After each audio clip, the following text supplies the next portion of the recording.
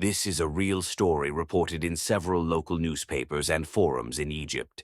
It dates back to 2014 when a businessman had a terrifying experience he would never forget.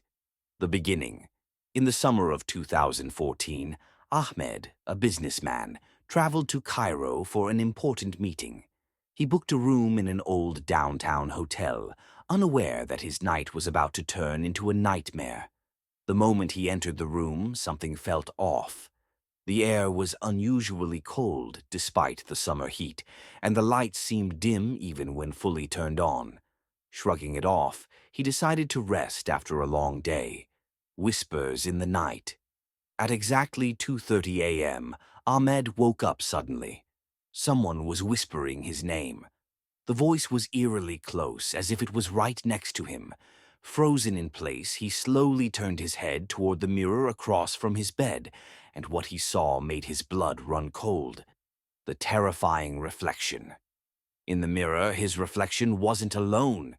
Standing right behind him was a woman, her face pale, her eyes completely black, and her hair dripping wet as if she had just emerged from water. She stared at him, motionless. Ahmed panicked and jumped from the bed. But when he turned around, there was no one there. He looked back at the mirror. Nothing.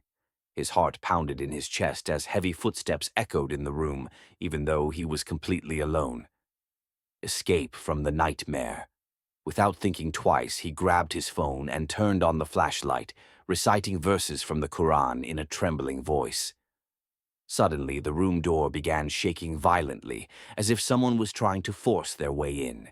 He bolted to the door and yanked it open, only to find an empty hallway.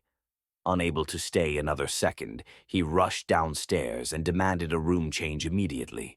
The receptionist looked at him calmly and, in a hushed voice, said, "You're not the first guest to complain about that room, but unfortunately, we've never been able to explain what happens there."